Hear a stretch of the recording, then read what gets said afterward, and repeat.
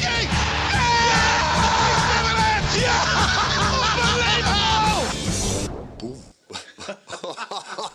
Hello and welcome to the Liverpool Way podcast. We've lost again, heavily, 4-0 at Man City, meaning we're out the FA Cup and we've only got one last chance at silverware now. PSG stand in the way of that, although in our current state, we'd probably lose against KFC. I'm Dave Usher, editor at liverpoolway.co.uk, and with me for this, I've got Julian Richards and Terry McDonald. Where do we even start with that? So, T, we'll start with you. I was going to ask you a surprise, but I think I know the answer to that. You may as well just go off. Go on. Say whatever you want to say. No, not surprised by the result because, I mean, we've threatened a couple of them all season, I feel like. I don't even know if I should be surprised by it, but just the nature of how we just gave up after the first goal. I mean, the start of it was far better than I thought we'd get out of it because we were the better team, but that wasn't really saying much because we didn't do much. A couple of chances, but it was... shocking's probably the wrong word, but it was just like pitiful and just abhorrent how we just collapsed and just the slightest fucking knock.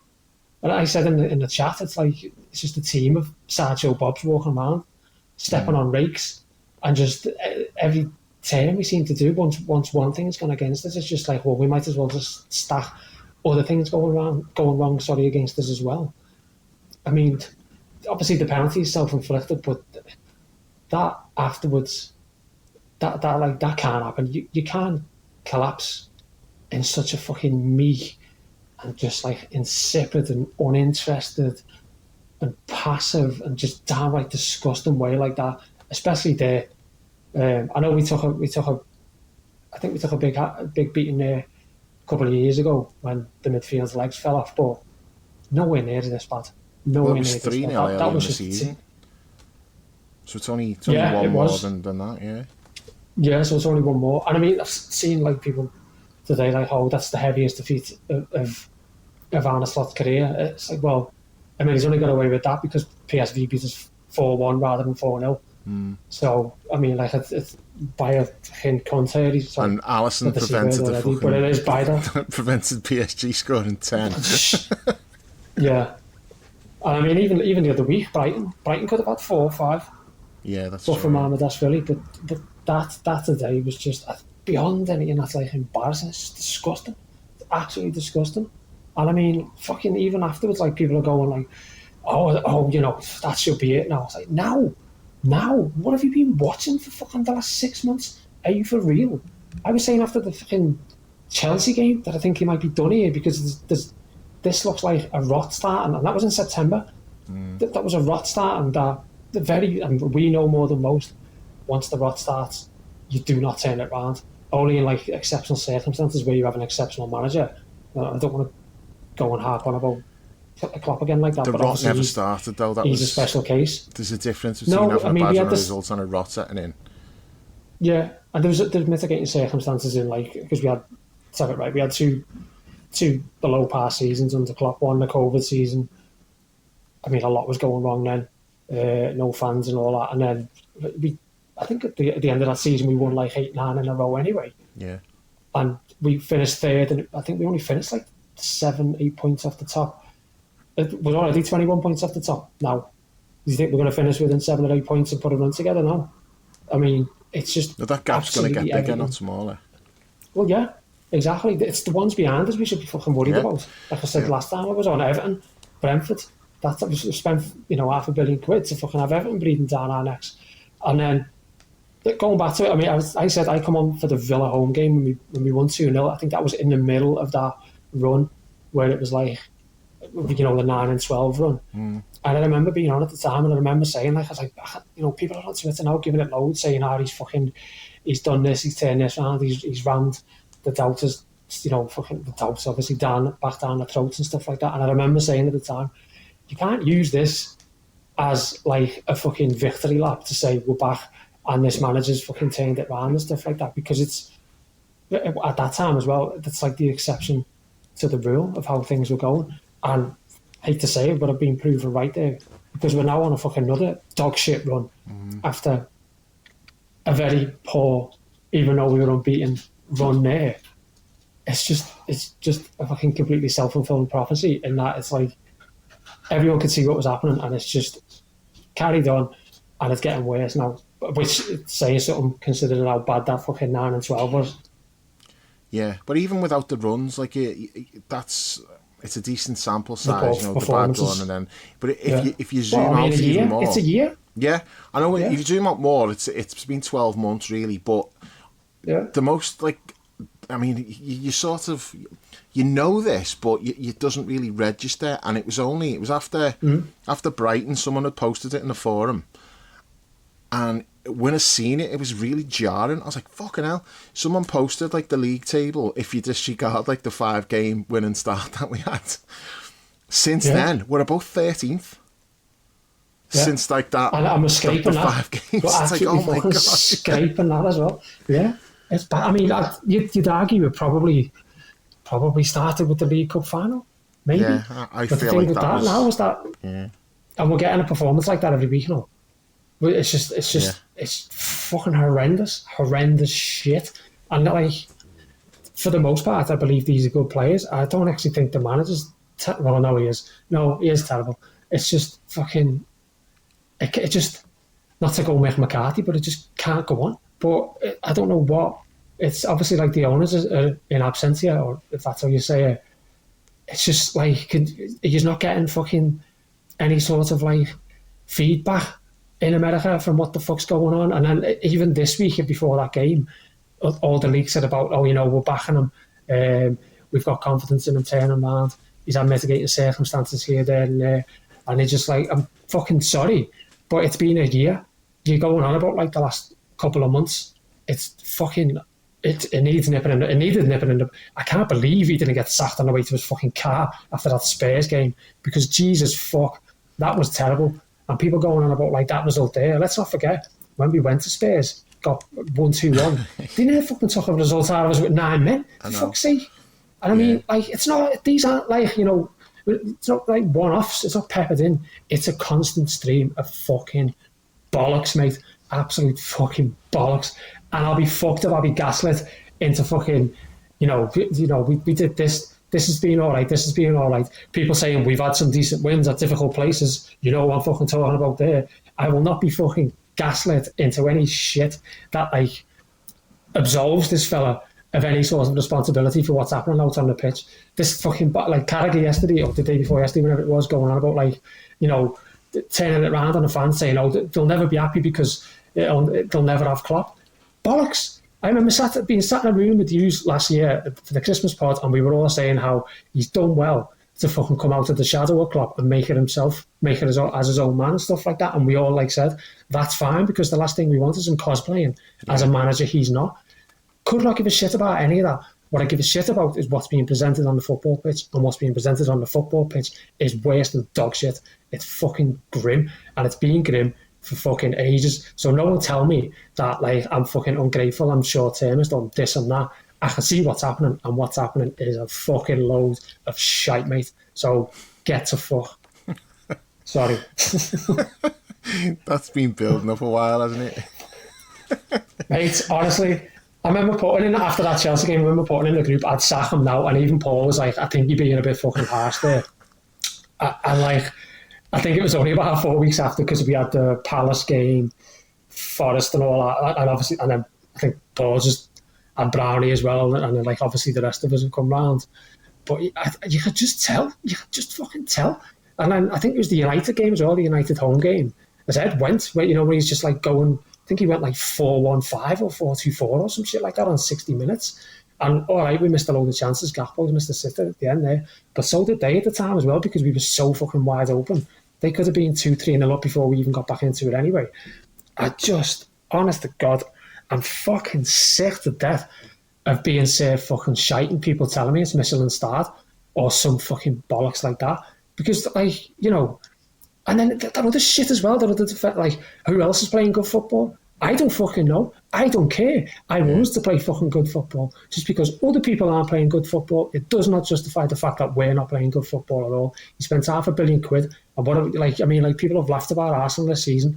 Memes of fucking Arteta as Tony Pulis and stuff like that. What would you mean Arne Slot up as? I don't fucking know. Avram fucking Grant or something like that, where he's at the side of the pitch waving his hands about like a fucking sweaty octopus. It's just, honest to God, what the fuck? Like, yeah, I just it's people's myopia about like what's been going on is it's just been absolutely fucking stunning to me, and I can't believe what has been allowed to, like, because if we'd have sacked him in November, I'm telling you now, we wouldn't be where we are now. We would not be where we are. I mean, obviously, I don't know who we would have got in, but surely to fucking Christ, it could not be this bad, because they don't like. Oh, sorry, Jules, you will get into it, mate. But did you see, like, there was a fucking inside training video the other day? Did you see it? Oh, I stopped watching. You might as well have the cleaners out. I did see something on Twitter. Someone was saying about the lack of intensity was like staggering, and I did see like a little 10-second clip on it, and it was just like watching a Legends session.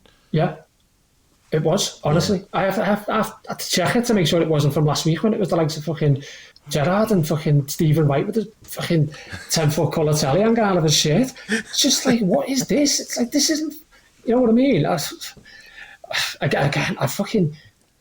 don't want to harp back to before, but that's what we had. That's what's come before. That's the immediacy of what has led into this. Fucking training sessions that were 100 miles an hour and stuff like that. And now, fucking hell, mate. You could plant a load of daisies in there. They always say that, don't they? You play how you train. Exactly. I mean, look how passive we were today. Look at like the Brighton game of the week. It's absolutely fucking dire. It's dire, honestly. It's fucking terrible. And we look like the worst coach team in the league, in the country, if not. I mean, probably going overboard there.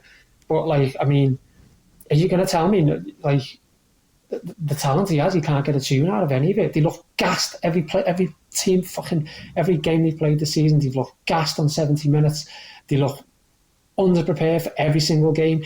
He's said a couple of times this season, like, we've planned to play against teams one way, and then they've played another game another way, and we've gone, how do we deal with that? It's like, how are you planning for one fucking way? You're the champions. No one's going to play against you the fucking same way. Like, if they play fucking Burnley one week, they're not going to play the same against you that they played Burnley. Do you know what I mean? It's like, you're fucking champions, mate. You've got all this supposed attacking talent. You're meant to do something. You got fucking, sorry, there's not there for him on a telly. You got Leeds, I think, their only clean sheet in like the past 8 months is against us at Anfield. There's all kinds of different shit mixed in. It's like a fucking KFC fucking variety bucket of shit. It's gone on about like what teams do against us that hinders what we do. It's like low block, set pieces, X, Y, and Z. Well, you shit against every single fucking one of them, mate. Honestly. So, yeah, get them fucked. Get them to fuck, honest. That is actually and then wait till we get started on Szoboszlai later. Oh, no, that is actually true in terms of like what you said there about every style of football we struggle with. And not necessarily I'm talking about like European teams. We've done pretty well for the most part, but Premier League sides, it doesn't matter how they set up. We've struggled against every style of football this season. Yeah. So even today, Jules, playing against Man City let you play. That's a game where you can play football, they're going to play football. So you haven't got the low block thing. You haven't got, they're just counter-attacking. All of that goes out the window. It's a football match, and you've just got beat 4-0. Well, the clue's in how we started, because for the first 30 minutes, we were doing quite well. We had a few chances. City weren't demonstrably better than us. As you say, City play open. City don't go for that low block, and it was a back and forth game, and we looked pretty competent, because ultimately it's probably not the players. These players are decent players, but it's ultimately not really the problem now, is it? Because the problem is, once that penalty is conceded and scored, the shoulders collectively slumped like they're doing shrugs in a gym. It was ridiculous how quickly it changed, and just the mentality switched, and suddenly we stopped playing. We got overrun. City were, City are a good team, but they weren't. I don't feel like you got to make them work for it. You got to make them feel like you're in a game. You've got to make them earn it. And City didn't have We to made it earn easy much for after them. that first Yeah. goal. Yeah. Yeah. Yeah. City didn't have to earn that at all. City were pretty much able to do what they wanted at maybe not full speed, but 3/4 speed, get it done. I mean, we got pitied by Michael Oliver at the end. He blew up on like the 4 seconds after I know. 90. He's like, enough of this. It's not for now. Enough. That is a searing indictment that the referee's going, oh, that's enough. No injury time. No, don't worry, it's over. Let's just get out of here. There's about that's 8 enough of subs this. in the second half as well, not to mention goals. Yeah. Again, 2 it's a goals, searing 8 indictment subs. that Michael Oliver felt sorry for us and went, I'm just blowing this game up. It's pointless. And you are right. It doesn't matter who we play in England. We can't seem to be able to match the style. And the reason is it's because of who's in charge, unfortunately. There's no getting away from it. We've known it for ages. We've said it. We can keep saying it. It's such an odd season. It's so weird because ultimately you get this cognitive dissonance where you're like, well, we were champions last year. We won the league. And then you're seeing this year. You're like, it's the same guy. How has this happened? I don't quite understand. But you can only judge with what you're seeing with your eyes, not just with how they play, but the level of effort. There is no effort. The mentality is woeful. It's absolutely woeful. And look, people can say you're ungrateful. They can say you're a Nouveau fan. You can say you're a Sky Generation fan, which of course is ludicrous because Sky's been going for 35 years now. So there's a lot of people approaching middle age who are Sky fans. So throw that out the window. But look, this is what I can say. I could sit here and go, that was like a mid-1990s performance today. I could say that. Or I could say it was like a 2009-10 performance. Or I could say it's like a 2003-4 performance. Or I could say it's like a 2015 performance. Ultimately, for watching Liverpool doing the Premier League years, I can tell you this, that's 35 years. This kind of Liverpool team and this kind of performance thrown in amongst, they turn up when they want to, they show up sometimes, they're flaky, this, that and the other. That has happened more or less throughout Liverpool's Premier League tenure for 25 of the 35 years. The only time it didn't happen was when Jurgen Klopp was in charge. I'm not harping for Jurgen Klopp to come back. I'm just telling you the facts of the matter. It didn't happen then. The mentality was spot on. There was a never say die attitude. You beat us, you had to earn that victory. You talked earlier about the COVID season, Terry, about like, oh, that was a bad one. It was a bad one when we went on that run at the end. But you know what we had now? We had Alisson scoring a goal away at West Brom because the fucking grit in that team was there. Even under duress, the grit was always still there. This wasn't... And by the way, Jules, sorry to interrupt, mate, but that grit was with Nat Phillips and fucking Reece Williams at centre half. Both of them because were putting the body on the line every week and coming off the pitch covered in blood. Wait. But obviously we know this because, as I'm saying, it's irrelevant who the players are because the manager was right. The management appointment was right. The culture from the top down set by him was right. Once you can... I've seen... I'm only going to count the Premier League years because we were... first of all, that's when football changed. And also, we were good before that. Souness, Evans, Houllier, Benitez, Hodgson, Kenny's second go-round, Rodgers. All of these were flawed managers. They were no longer, in Kenny's case, no longer at the peak of his powers, far past his date, bit of muscle memory, bit of bring back the vibe sort of thing. But ultimately... You could, we can look back now and go, yeah, we could tell it was never really going to be any more than what it was. Because you can tell, you only know once you've seen the finished article, once you saw Klopp's teams playing with intensity, with honesty, with aggression, making teams earn it, putting their bodies on the line, putting their reputations on the line, week in, week out to do this. You then sort of look back at everything you saw before you went, oh yeah, that I can see now why we were shit here. Yeah, I can see the problems. I can see why we were never going to win it under these managers. We would sit there like under Benitez or who you go, if we just had this player or that player, we'd get there. I can only frame it like this. A great manager will make good players great. he'll take a Alberto Moreno and Adam Lallana and make him run through fucking walls, despite being made of biscuits. Run through walls for him and put his body on the line. A great manager will elevate those players, but a good manager will not elevate their players. And in fact, a bad manager will make great players or good players bad. And what we're seeing now with this team is nearly every player is bad. Now, have they all suddenly collectively just fallen off a cliff? Like, you can make the arguments for some of the older players that age has finally caught up with them. That's fine. And you'd probably be right. There's a lot of miles on the clock. But for some of these other players, the drop-off is just precipitous, and it doesn't come out of nowhere. It's culture-led. The shrugging, the giving up that you saw today, and you've seen throughout the season, that is culture-led. Slot can say in his post-match interview, like, I didn't like that our heads dropped. Mate, you're the one who sets that tone, and you're the one who sorts that out, and you haven't. And it's not a today thing. It's not an April thing. It's not a March thing. It's not a 2026 thing. It's been ongoing for way too long.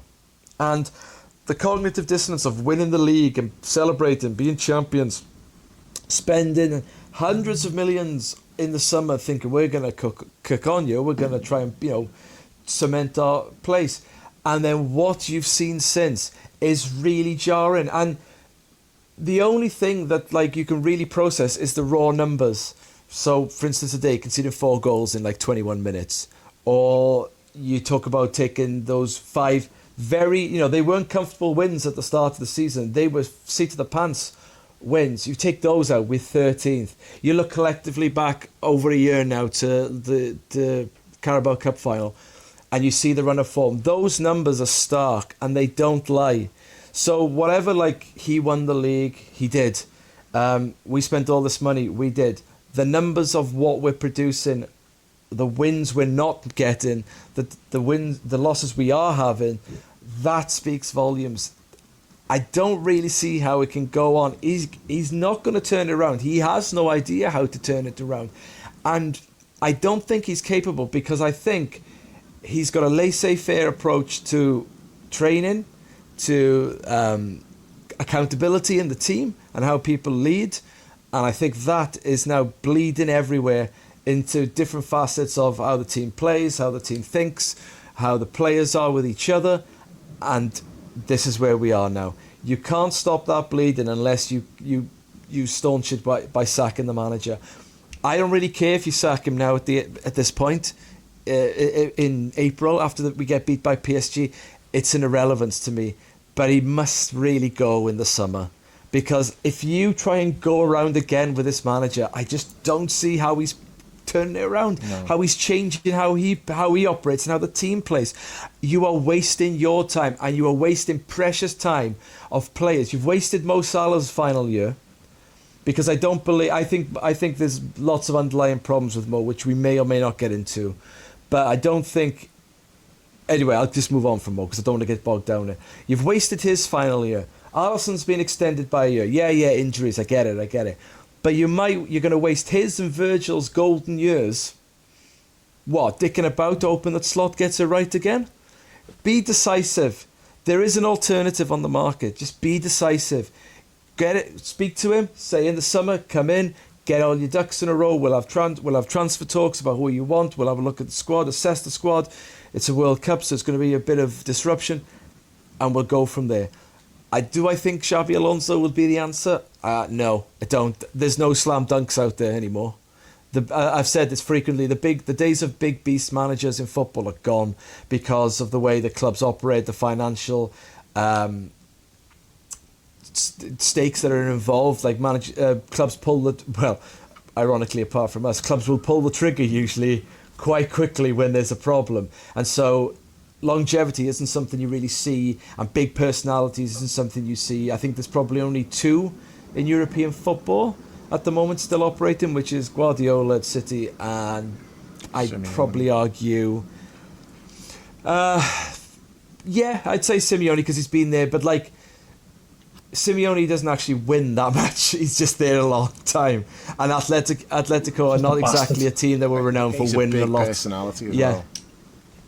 Yeah. I mean, Diego Simeone could be like, could be in What We Do in the Shadows as Diego the Bastard operating out of a bar in New York. Yeah. Like, it's like, that's his MO. But you've got like, So that's my nickname in work, Terry the Bastard. Really, genuinely, that's what I get called in work. Moving on. That's what you get called in the group chat as well. Oh no, sorry, Terry the Knobhead. Oh, is it? Yeah. Okay. no, I'd say it's Guardiola and it's Enrique, and then maybe like, was it Flick at Barcelona? Maybe is building himself a name, maybe. But it's really only Guardiola who's. I mean, I know City are cheats, but consistently wins and turns his team over. And Enrique has gained a great reputation by taming the beast of PSG's dressing room problems and winning. Other than that, it's difficult. So there's no guarantee with whoever comes in. If we all think it would be Alonso, but I defy anybody to really build. I said this on the last time I was on the pod. Build me a case for why Arne Slot should continue in the role, because other than vibes, and he won the league, I see nothing from the last year, calendar year, Vibes or is not 12 good, months. though. There is no good vibes anymore. No. There are no vibes, are there? No, but I mean vibes from winning the league. Yeah. Like, he won the league, it's been a bad season. We've had injuries. We had a terrible pre-season, all that kind of stuff. All these mitigating circumstances. We saw some of the beat reporters putting out like the club are in support. He's had a tough hand. He has had a tough hand. He has a tough hand with what happened in the summer. I've no doubt about it. But that is not the full story of what's happening with the mentality of these players and the performance that's putting out on the pitch.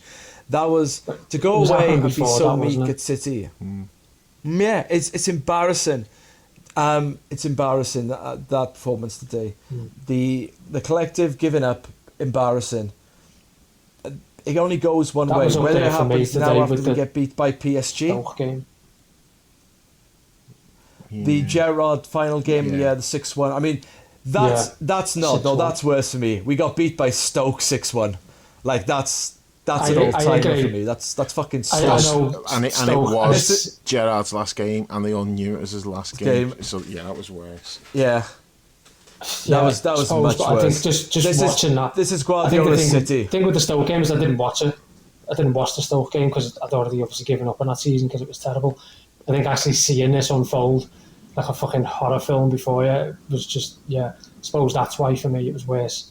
Because I don't think I've ever even watched, why would you? I've never watched highlights of that Stoke game or anything like that.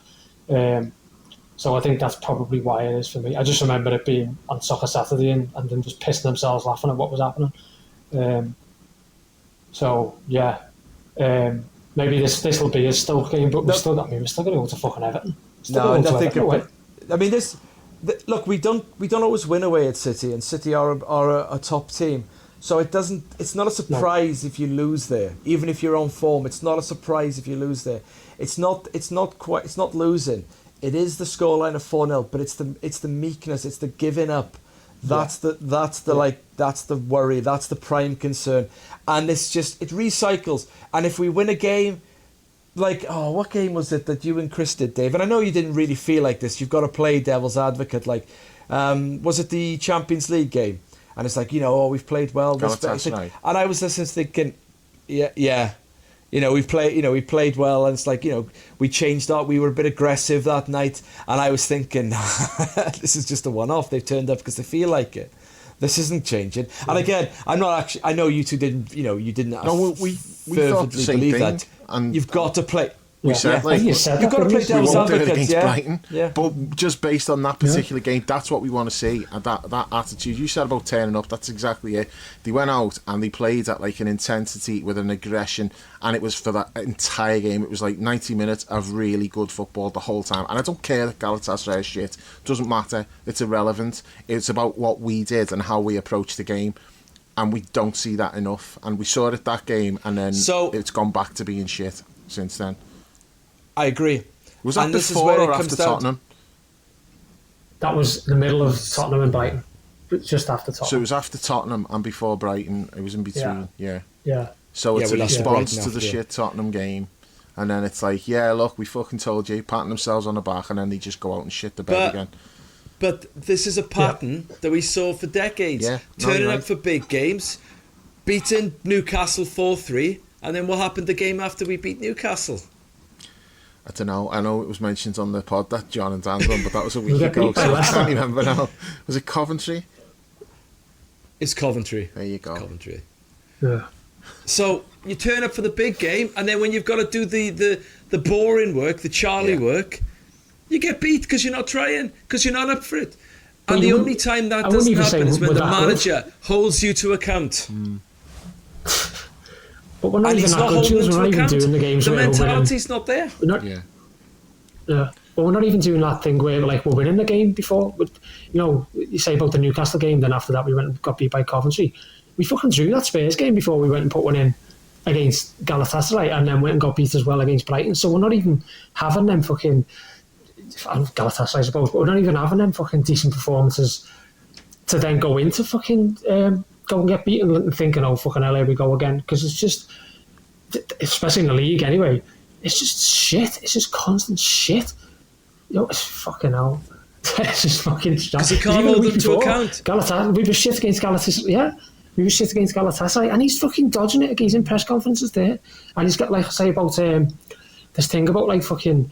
He's naming 4 or 5 different ways teams play in it and like how difficult it is for us and stuff like that. But then he's like fucking making out like this that it's the opposition's fault. Oh, they're playing like that. It's like, you're fucking there to fucking help us sort it out.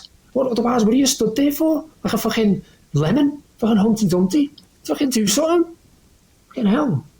Fuck John, like he's in front of me. But that's just how like frustrating it is. It's like, again, you just feel like sometimes you're being like talked down to about what you can clearly see is happening on the pitch. And this thing about how fucking short term is. I think someone was describing it as like fucking scoreboard results or some shit like that. It's like, no, everything is fucking shit. Everything is shit. And when you spent £500 million when you're coming off winning the league, and I know he's got credit for winning the league, but that credit is maxed out, mate. There's a credit crunch, so you can get to fucking with that as well. Because I mean, that is just like dissipated completely. How much like, I know obviously it was great winning the league and stuff like that, but even winning the league, that was like in the midst of us like, falling apart a little bit, of like the cracks really starting to show. I mean, like that was in the midst of us going away to Fulham and getting beat. There's another couple as well where like even some of the wins we had at home, Fulham and Wolves and West Ham. That Wolves game especially, oh my god, that was a shocker. I don't know if you remember that one. That was Darwin's fault, though, apparently. Do you not remember 2-0. that? Who said that? Did I say that? Slot said it. Sounds like something I'd say. Yeah, you probably agreed with him, yeah. Yeah, probably. But I mean, like that West Ham one as well. I remember when I think Virgil or Robbo scored an own goal. The performances were fucking dreadful. And I suppose at the time you're thinking, oh my God, just get over the line, get the season finished and then we'll go again. But I mean, you could argue that that's where the cracks really started to show, even though obviously we won those games. It's like you said, at the time, you're like, okay, you've got to contextualise it. We're a bit tired here. We're just trying to get over the line. He's not rotated as much as he could have done. Some players are looking tired. It's just a case of, get over the line, get it done. So at the time, I don't really think... The big red flag for me was the Newcastle final. I did think, fucking hell, this is worrying me. Like the fact that we can do this in a final. That was a red flag. In terms of the way we just sort of, I don't want to say stumbled over the line, because it wasn't exactly that, but you can easily dismiss that. There's reasons. It's all right, we're a bit tired, there's pressure, we're just trying to get it over with, and so you can shrug that off, and as you said, it's like, get to the summer and then regroup and then go next year. So you're not looking at that in the summer at the way we finished the season thinking, oh, I'm a bit worried because of that. But looking back on it now, with the way the season's gone, you can say now, this is it's not just something now. There's a pattern, and it does go back like 12 months, really. So yeah, I think that's even true. after that, after the Spurs game, I don't think we won another game all season. Which I know, like, they were half pissed, and everyone's going along with it at the time. And it's probably really like revisionist of me to turn around and say, now looking back, it's, maybe should have been a little bit not more professional, but maybe we should have been No, taking I a little would bit say more more care and stuff professional. like that. I just Because think that's an unfair thing well, to that's say as well. it's now. Well, it's not. That's now in the run, isn't it? That's in the stats. You know, those 4 games we didn't win. I think we lost 2 and drew 2, and that was like there was a couple there. I think the Arsenal home game where we've had a 2-0 lead slip, which we've done quite a few times again in the last few months. There was another one as well. Palace, the last game of the season, that was dog shit. But you know, Arsenal's just like get the game out the way and get the trophy lifted and stuff like that. But like now, when you're thinking, it's like fucking. That's part of the malaise. That's like we were in the midst of it there, and then the mentality, and then the like you say culture, about all like that ties in. yeah, Yep. yeah, and then again like fucking the fucking manager can't be asked. Fucking It seems to me more like holidays just than Judith Chalmers. more holidays than fucking wins this season. Fucking hell, that's a dated reference. I know, yeah. I don't know who does the modern one. Yeah. Is this No one. That's not even on the telly. That's how fucking old it is. No one. Yeah, you're thinking of A Place in the Sun. But yeah, this is where I'd fucking rather be than watching us in town. Yeah, well, fucking hell, But, half the like, chat are off Place in the Sun. Like, we're the only ones fucking left here. The rest of them have I know. all fucked There off. was that- They've all done an Arne Slot, haven't they? First chance to I was just gonna fuck say, off have and you- go and get some sun. They've all done it.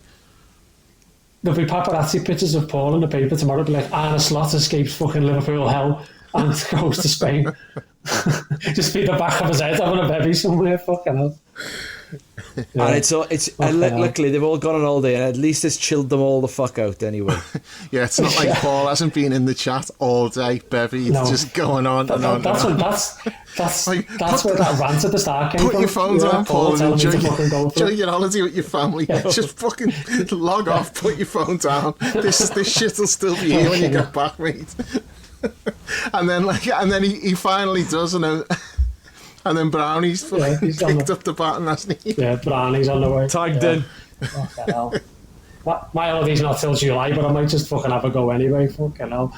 But yeah, I mean, yeah, it's just a parade of just bollocks, really, isn't it? It's like, I mean, even after some of the defeats, it's just like, I think you said it as well, Jules. It's just like it's struggle to care about it, but then as it's shown in the I first haven't like cared for 5 months. minutes of this.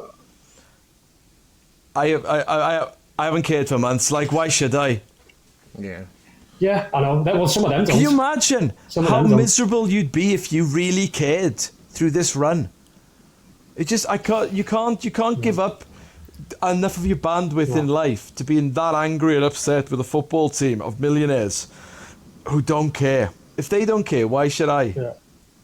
Like, I mean, I work this in is all Manchester. in the I was midst, in by the way. Manchester when that was happening today. This is all in the midst of the club, by the way, putting the price of tickets up. That's another Yes, thing. that as well. Not only are we like, do I struggle to care? Because if they don't, why should I? The club is actually saying at this moment, oh yeah, by the way, you can pay a little bit more. And they'll go, it's only a couple of quid. As if you're meant to go, what's a couple of quid? It's like, I bet you a couple of quid's worth more to me than it is to you, Liverpool. So why am I having to pay it? Like, Well, Paisley, did you see that clip of Paisley? You're about to lose. Going through it. Yeah, that was a I good don't know if you've seen that, actually. Jules. So, but I mean, No, like, he kind of like, I mean, he cringed a lot when someone, I think Winston said something to him like, that's the School of Economics or something like that, and he went, it's the School of Christian Pearce. Yeah, he third personed himself, didn't he? Which is right on brand. It's just like, geez. Yeah, completely, yeah.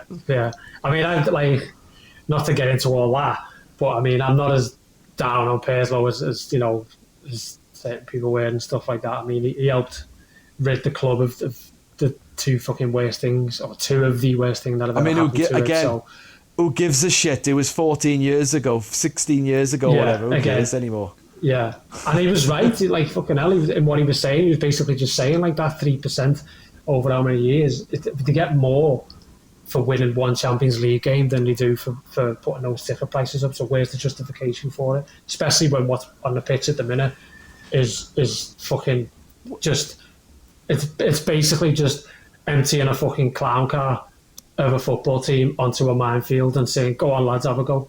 That's what it is at the minute. Or in fact no, because that'd be exciting, to be fair. What's being served up at the minute is fucking a clown car full of, like, I don't even know, 11 mannequins maybe. Dog shit, yeah. It's just difficult to fucking put it properly into It words. would be just how fucking bad it is. It'd be some sort of ballsy move to put ticket prices up and not make a managerial change, which just leads me to think regardless of whatever was or wasn't briefed this week and who it was briefed by or wasn't, we don't know all that stuff that's getting put out. What else are they gonna say? You know, if a journalist is speaking to someone at the club and saying you're getting rid of Slot, they are not going to say, well, yeah, actually, but just, you know, keep that under your hat. The official line is going to be, we're backing the manager. It's been a difficult season. We understand. Blah blah blah. That does not mean that they're not going to make a change. Now, where it gets muddy is because of who's making the decision. Like Edwards, he's not getting the multi-club thing, so he's understandably pissed off about that. Yeah, so do you really want him making decisions on the club's future when he's probably not going to be here? Richard Hughes, there's uncertainty there. Do you want him making those decisions, or does Mike Gordon step back in, which is what I think probably will happen from the managerial aspect. I think Mike Gordon will be the one who has to make that call, but I mean that's for down the line. We'll see. It's not going to happen. People, we've said this for a long time. People who are saying the change should be made now. I'm not saying it shouldn't, but I'm saying it won't be. And I don't even think if we get knocked out by PSG, I don't think they'll make a change then either. Even though you could then say, well, this is one last throw of the dice to get in the Champions League positions. It's worth doing because we're not going to get it the way things are. So that's definitely a valid argument. But I don't think it'll come to that. I don't think they'll do that. Well, Al said after the game today. This is and I couldn't really put up any sort of argument. He said after the game today, just get rid of him because we would have more chance of beating PSG with nobody as manager than with him as manager. He's just let Virgil pick the team or something and let the players just do it themselves, because at this point your chances are not less than and if you look at the body of evidence, and especially recent form. I mean, we've got beat by Wolves. We couldn't beat the worst Tottenham team in history. We've got beat at Brighton, and it could have been a really embarrassing scoreline. There's nothing for people to say. It might get better or no, there just isn't. And that's not me saying sack him now and go into the game with no manager. But what I'm saying is, I don't actually think our chances would be any less if we did that. I don't think it's a bad idea. Yeah. I mean, back on the thing with Alonso, the people going on about he's no sure thing, which I agree with completely. It's definitely not. It's odds though, isn't it? You're playing the odds. What gives you the best opportunity? I mean, Alonso went into Leverkusen when they were close to relegation, and he turned around and then won the league. Do you think that's what he's waiting for with us? I don't think. Maybe that's not too far. But I mean, I'm not saying that he's going to come in, steady the ship and then just go and win the league next season, because I mean no one thought Slot to do that, and he went into a far better situation than Alonso, if he were to get the job he's going to go into, in terms of the squad shape and stuff like that. But another thing, people you bring them up and they'll be like, oh, you want the manager that Slot's beaten twice. It's hang on, I know. Do you want me to reel off a list of managers that beat him this season? Rob Edwards, fucking however many other fucking no marks and supposed non-entities you want to name, because I can't remember them, to be honest. let me just jump in here too, because I've got something funny that I need to say it now before I forget. I've seen it on the forum before. Number 2 posted this on the forum.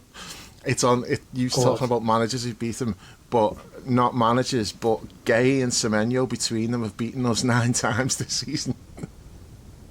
What the fuck? Hell. Jesus fucking Christ. I mean, that Semenyo one's still just what the fuck were we playing at there, honestly? Just go and get him. So Gay beat us 3 times with Palace, didn't he? Including the Charity Shield, which I know that's a stretch because it was penalties. So 3 with Palace. Yeah, he's still got the shield at the end, didn't he? So he's had 2 or 3 with City. 2. And then Semenyo has had 3 with City, is he? Please. They signed him in January, didn't he? Had he gone? Yeah. 2 with City, did he? 2 with City. And was he at Bournemouth when they beat us? Yeah, I think it was his last game, no. wasn't he? Yeah. Or was his last game for Bournemouth was against last game for Bournemouth was against Spurs, and he scored in the last minute. Scored the winner in the last minute, and then went and signed for City the day after. But did he play against us? Did he not already gone by then? Against us, didn't he? I'm sure he played against us. Can't remember. Whatever it is, anyway, it's fucking shit. But again, like saying about like number 2 may have coming out sold and us saying a that- bum statistic there.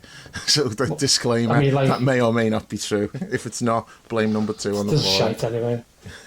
But that thing about like the That's why. this briefing That's why almost it's about, number like, 2. being behind them. He's not number 1. Yeah. If he was reliable, he'd be number 1. Number 1. No, and he never will be Seymour. But fucking but what's it like? This thing, obviously, you were saying about it before, Dave. Whoever's briefed out this week, they're still behind the managers and stuff like that. Wouldn't be surprised if it was his own agent doing that, because I mean that's what agents do. But who knows?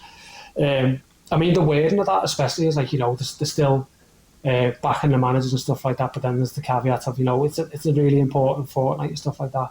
Like, so you're backing him, but you're not committed to him, and basically you're telling him he's got 2 weeks. So I mean, that to me reads like, you know, they're having conversations at the very least. I mean, they better be having conversations at the very least, because the amount of opportunities they've had to put them out of our misery this season. You think of like the fucking PSV, Forest, the Wolves game away. I mean, the Spurs, like I say, that Spurs game was a fucking disgrace. He should have been fucking sacked before he even went out of the building. And then today again, I mean, like, that's bad. Like, if they'd have beat us 6-0, would they have turned around and said, okay, yeah, we'll sack him now? Because the only reason they didn't beat us 6-0 was because they just stopped playing at 4. Yeah. City always do that. They take the foot off the gas, and yeah, they're known for doing that. Like, thankfully they did, because it could have got really even bad. then again, he's what's he clinging onto his job by? What's like what he got that he could present and say, well, I'm keeping my job because I of don't this. think I mean, he would, though. there's a thing this Honestly, week. Like, I think he knows. I think he knows I can't turn this around. I think he's waiting for it, and he'll be quite happy for it to be like, it'll be mutual consent. They may say something about, you know, it's better for everyone. His family hasn't moved over here. You know, he's quite happy to leave, and we're looking elsewhere. I honestly think he would be glad to leave, because he knows he's not going to turn this around. It can't be enjoyable for him. I doubt he's enjoying himself going into work every day. He's probably sick of the sight of some of the players because they're not producing what he's wanting in terms of work rate and stuff. He said stuff after the game today about like fight and work rate, and Dom said the same stuff. And it's like, yeah, you're just saying this, but I don't want to hear players talking about we've got to fight harder and you know, put more effort in and show more character. It's like, well, no, don't fucking tell us that, just do it. You're the only ones who can do that. You're in control of what kind of effort you put into any given game, and if you're not producing that effort, don't come out and then say, yeah, we've got to work hard. No, fuck off, don't want to hear that. yeah, but that's every week. That's every week, though. Why aren't you working hard now? You know what I mean? He said last week you got to work harder. Why aren't you working hard now? I know. What's fucking stopping you? I know. Do you know what I mean? He's on strike. It's just, what the fuck? Like, yeah. But just this is the where same shit that we you're know, always we know getting- this. But then, I mean, talking about fight, the only fucking people Szoboszlai wanted to fight today were the fucking fans at the end. But I know. again, We'll get to move on that. to that We'll in get due to course, I imagine. We will get to it, yeah. We also have to get to Ekitike and his shirt swapping, but yeah, we will get to that. You know. But just on that, like the whole thing about fight and that, this is where you get into the territory of like blaming the players or blaming the manager, and you see some fans going, oh, you're all going about Slot, but look at them fucking players, they've got to do this, they've got to do that. And I just think on this, there is merit to that, but it's if you're looking at it just on a game by individual game basis and you're just taking it in isolation, then it's nearly always the player's fault. When you zoom out and you look at the big picture and it's a long period of time, then it's the manager. So today there'll be fans who'll be saying like, oh, them players are a disgrace, they've not done this, and how is that the manager's fault? And yeah, on this particular given day, if it was just this game, I would look at it and I'd be saying, yeah, some of you players, you're a fucking disgrace. The head's going down. And it goes back to, again, you know, when we say about Slot identifies problems and he can't fix them. Even something as simple as this, you see him on the touchline and he sees what we've seen, where like players' heads had gone down, the body language is terrible, and he was like, he did a chin-up motion. Chin up, I know, that's what I'm saying. Yeah, he saw that and he knows. So he sees the problem, he just can't fix it. He couldn't fix that problem, but he knew it, he identified it. He's like, shit, look at the body language here, this isn't good. And he did that like chin-up thing. But it didn't work. The players' heads were on the floor. They just gave up. We all saw that. And if people want to blame the players for that, I'm not defending the players. I've got, like, my own gripes with a lot of these players and attitudes and stuff like that. But ultimately, it always comes down to the manager when it's over an extended period of time. If it's like 1 or 2 games, that's the players. When it's like happening so often, well, the manager's responsible for that. He's got to deal with that and deal with the individuals who are not putting in the required effort. And there's never been any accountability. It shows. It shows in the performances. You know, there's no accountability. So many players just turn in stinkers week after week and they still get picked. And then those who are not in there, they're probably just sitting there all resentful going, well, how shit does he have to play before I get a chance? And you just see it. You've not got a collective team spirit, and like the culture just stinks. You can tell like that the culture now is the culture that we had, which was such a big part of why we were so successful. That's just gone. And even though some of the players who were the culture setters are still there, I think, you know, like Robbo, for example, I think Robbo's just give up on some of these players. He made a little comment when Mo made his announcement, and Robbo said something about like some modern players could learn from that. And you know what he's probably looking at, like, I don't want to, I'm not even going to mention names because I don't know who he's talking about, but he'll have been looking around the dressing room at certain players and he's been like, yeah, you know, your attitude is not... Were you going to say Ekitike? He was one of them. He was one of them. I'm not going to lie, but I don't... See, right, well, I may as well deal with this now. So the Ekitike thing, the shirt swapping, he will not have thought for a second that he's done anything wrong. So I've not got a problem specifically with Ekitike swapping shirts in the middle of the game when they both got subbed and it's his mate and he's given the shirt. He will not have been thinking... yeah, this is a bit off, but fuck it, I'm going to do it anyway. He will just not have thought that there's anything wrong with that. That's just who he is, the kind of lad he is. The problem is there's nobody there to set the culture, to stop stuff like that happening. Like, that's the problem. No. You know, yeah, there's no Milner, there's no Henderson. Now, Robbo's there, but I think the Robbo's people just... on the City bench. Well, yeah, because they were having none of that. As soon as he was doing that, someone said to him, "You're not wearing a fucking Liverpool shirt on." So, but this is what I'm saying. Like, Robbo's still there, Virgil's still there. So it's not like it's not like the whole leadership group is like gone. But you know, like the real fucking hard asses, like the sticklers for that was Milner and Henderson.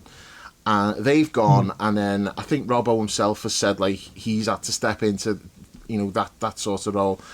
At this point, Robbo's probably just washed his hands of it completely because, you know, they may well have been trying to get certain messages through all season, but you're swimming against the tide, and I do think now, like, that they're just looking at it and going, I'm not going to be here next season. It's not for me to be doing this now. He knows he's going, doesn't he? Yeah, and I think, and it worries me greatly that, and it has done for a while, because as good as his performances have been this season, I've said this before, if Dom is one of your culture setters, then you're going to have a problem. He's not someone who I want setting the culture. I mean, after we get beat by Wolves, he's on Instagram posting a picture of boots that Vinicius sent him, and it's like, read the room, mate. Now's not the time for that. Then, after we get beat by Brighton, he's posting a fucking picture of his Rolex or whatever fancy watch it was the next day, without checking in with his stupid fucking clown outfit that he was wearing when he went to Hungary. Now, he wearing that stuff and getting photographed and it gets posted somewhere, okay, you know, you can't do anything about that. He's posted it himself, along with a picture of some big fucking fancy watch. And this is after we've just been beat by Brighton like 2 days before. That's to me, that's...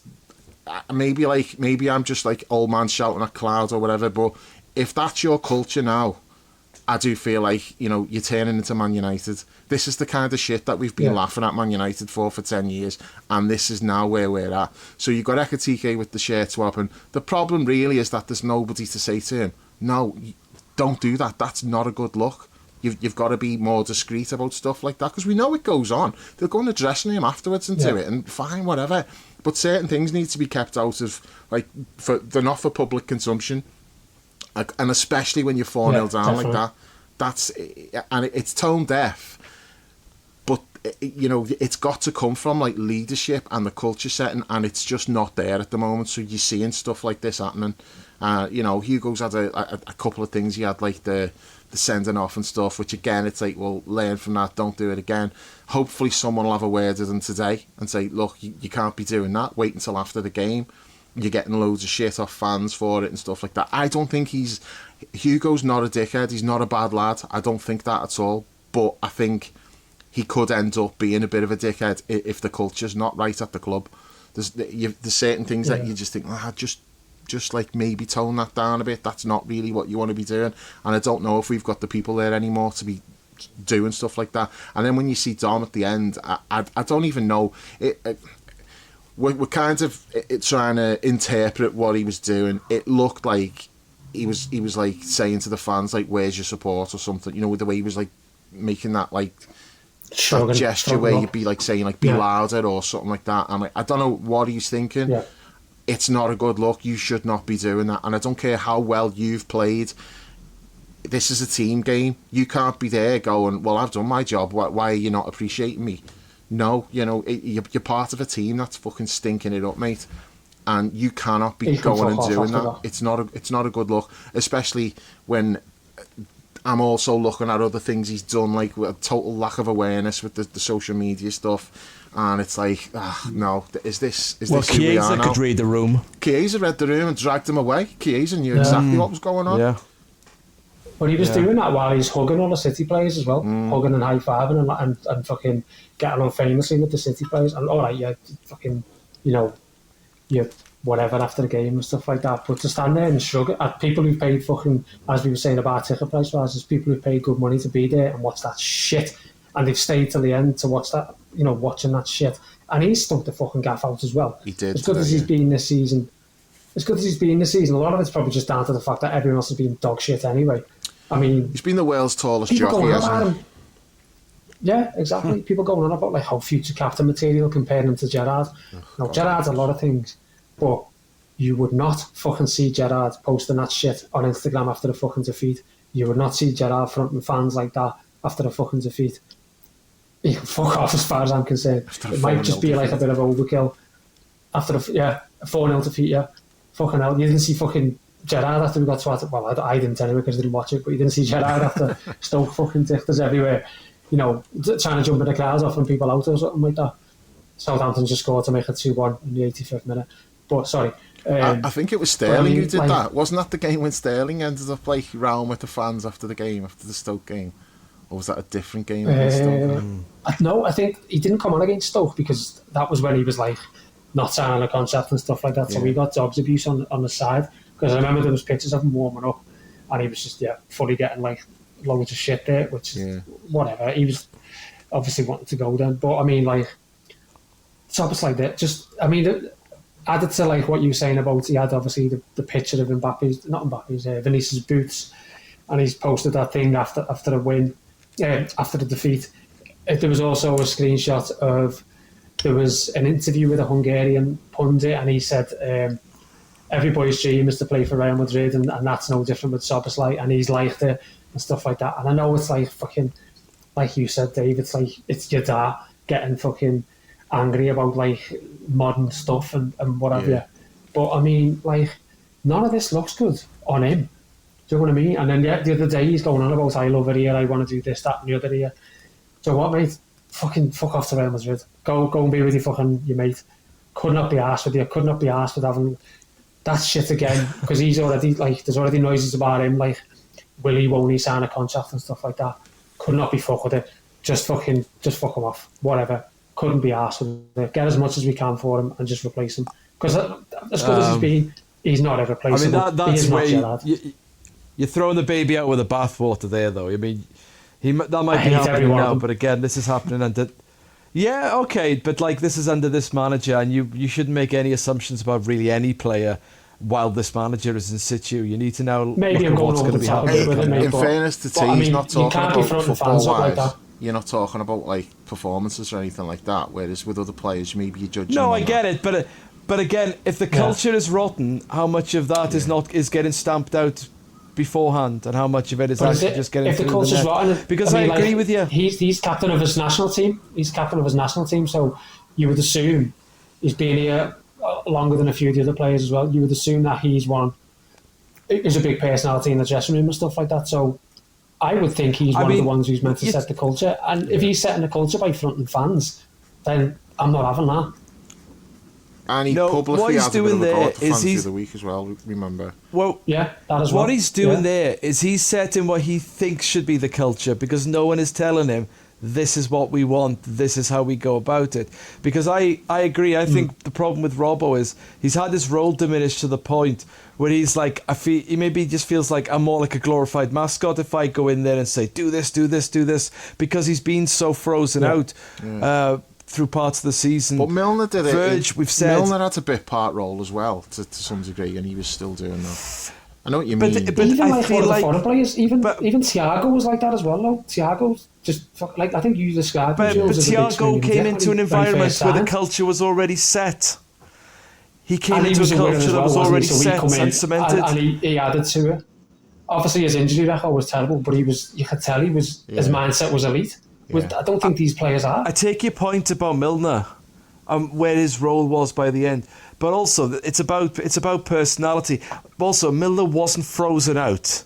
Milner never felt frozen out. I just meant and Robbo does feel frozen. No, I get it, but again, it's culture, isn't it? It's what's going on in the dynamics in the dressing room with the manager, with the players. Because Milner still felt like a valuable member of the squad when Milner came on. Milner was brought on to be the cooler, the closer.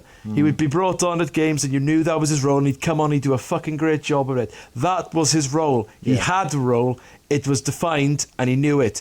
What is Robbo's role? Because we've said multiple times he should have played more often. Kirkes has been left twisting in the wind on occasion when he should have been taken out the firing line, given a rest.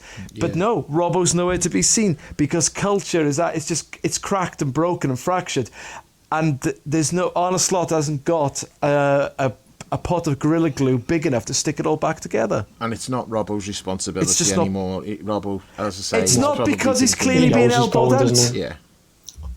Well, now, Virgil, on the other hand, he was going to go to Spurs. Yeah. But Robbo was going to go to Spurs. How bad are Spurs? And he well, was Virgil's not a wartime leader. Yeah, I know. We said this, didn't we? Yeah, he's definitely not a wartime leader. And that's not a criticism. That's everyone's got different personalities. No. He's just not suited to that. Performance-wise today, though, fuck me. Yeah, he was not good today. Yeah. I mean, we've hardly talked about the game. It happens. We should talk about the goals and that. But you could. I mean, I suppose the only difference between today and the last however many months is that we can see the 4 goals. It's just, we could have conceded 4 against Brighton quite easily, couldn't we? Yeah, exactly. So, it's just cut and paste performance. It's the same, like I say. It's every week. It's a League Cup final performance. But it's just like what's how how much mileage you get out of just describing the same football matches every other week. Yeah. You know what I mean? I suppose it's worse today because it's them. You've got the likes of that little rat bastard on the sideline, giving it loads. See him celebrating the goals. Which doesn't help as well. Yeah, I mean, there's stuff that's added to today, which is like obviously Dom at the end and stuff like that, and then just the fact that it's demonstrably like rotten from top to bottom in terms of like the playing side of things, and then when you dig deeper into like the what do you want to call it, like the administrative side of things with like fucking Dick and Dick, it's just it's the same conversations every other week because the rot is fucking well and truly just like in, and it's not going anywhere until the manager, but probably the other 2 fucking idiots above him as well have gone. So I mean, not to say we shouldn't discuss the match about the goals. like that, but yeah, well, before we talk about the goals, I want to mention... Let's talk about Mo's miss. Yeah, because that, to me, at that moment, that was when I knew we were losing the game. Because in the big games like this, and this is even when you're really good, even when, like, when us and City were both peak of our powers, if we'd have missed a chance like that, in those games, I'd be thinking, oh shit, that could come back to haunt us. Now, in our current state, when we didn't take that chance, I'm like, no, that's going to be, we're going to look at that and we'll lose the game. We'll look back and think, that's the moment we should have gone in front, and then it's a completely different game. And that was so bad. Like, he's took a touch, which, one, it allows the defender to get back and make a block, but two, he's narrow on his own angle anyway, because there's a still photo of when he's got the ball and neither defender is even remotely in with a chance of doing anything, but because he shifts it onto his left foot, narrow on his own angle and bringing Kuzanov back into it, it was so bad. And it's symptomatic of what we've been seeing from Mo more or less all season. And today was I'm not angry at him whatsoever. I just felt sad watching that today. Coming after the announcement, Mo Salah's suffering. He's wanting to go out on a bit of a high. And mentally, he's suffering now. Because it's affecting his game even more. Miss was horrendous. And then obviously we're jumping because that's ahead, not physical, right? No, that's nothing to do with age. Sorry, yeah. No, because that's not physical. Because it's a great kick from Mamadashvili to get him down the pitch. He fends off a defender. He works the space. Yeah. The mental aspect of like, do you either take that touch and pass it to Wirtz to tap it in, or you don't take the touch and you don't narrow the angle and you shoot and you probably score. But that's Mo Salah is suffering badly this season. He's got the biggest crisis of confidence he's probably had since Chelsea fucked him off in such short order. Probably way worse than that, because he probably at Chelsea it wasn't a crisis of confidence. He was probably thinking, yeah, you're fucking up here. This is not my fault. This is you just fucking up. He wouldn't have been doubting himself. Whereas now, I mean, that was purely, and as I say, it's been going on all season where like he's taking extra touches or taking too long and stuff like that. And part of it, I do think, is trying to do stuff that he could do when he was younger, and you're talking like the finest of margins where you drop off, but that's all it takes for someone to get a block in. That's not what that was today. That was just a terrible decision. And then he was always missing that penalty. I don't think anyone gets it. But you know what? I was like, he's definitely missing this, but I was not thinking he shouldn't be taking it, because we're 4-0 down, and I don't give a shit if Szoboszlai or McAllister takes the penalty and scores. I don't give a shit. I'd rather Mo have the chance to get another goal onto his tally, because it means nothing. It's 4-1. We're not getting back into that game. So I had no problem with him taking it, even though I did think there's a really good chance he's going to miss it. But do it over again, I'd still let him take it, just for that reason, because it's worth it if he just gets himself another goal. But yeah, it was a wretched day, and then the one thing about like the substitution, I thought Slot kind of handled that well, because he kind of sneaked him off, didn't he? Did it on the radar while City were making a change, and I think it was Foden. Smuggled him off like he'd smuggled Gakpo on. Yeah, so exactly. So he done it under the radar, which meant that like they never got the chance to jeer him off as he was coming off the pitch. That was the only saving grace from that today, was he wasn't subjected to being hooked and having all the crowd like just jeering him. But yeah, miserable day for Mo, and that when he missed that chance, I was like, yeah, we're not winning this game. So then it's not that long after, I suppose. Well, we had another chance. Ekitike flashed a half volley just over the bar. Again, it's one like you maybe could do better. With a little back heel. Yeah. I mean, centre back, it's not an easy finish, and he's a fraction away from pulling that off. Probably like, we would have all said how amazing it was. But yeah, that's just where we are right now, isn't it? Like, confidence in front of goals just not there. And then they get the penalty. So, Jules, do you want to cover that one? Again, I don't know whether this is like age starting to catch up with Verge, or if it's just mentality is so fragile that he's making moves, mistakes that he would normally not make, because he's lost a little bit of self-assurance because everything is so in flux around him. All I know is it's just a classic. He's hung his foot out there. The player's going over. That's a penalty. Yeah. There's no way a Virgin in his prime makes that mistake. Now, if you want to attribute it to age, or you want to attribute it to just the way the team is and the mentality, you could make a case either way, or you could just say it's one of those things. It doesn't normally happen to him.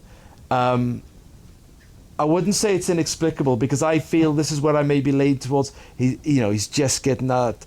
It's just like your thought process and your body are not quite as in sync as you get older, and he's just like, in his heyday he maybe thought, I'd nick that away with just a little toe, but instead the other player, was it O'Reilly. O'Reilly, was it? Yeah. He's just that younger and quicker. Yeah, it was a good touch. Yeah. Good turn. But he's just that younger and quicker, and he was able to just get there first. Again, your mileage may vary on what you want to say it was down to, but it's a penalty. There's nothing we can do. And yeah, it's once we miss the Salah chance, and we give. I mean, again, I never thought in any world Haaland wasn't scoring. No. Either. Mamardashvili did save one from in the league game, didn't he?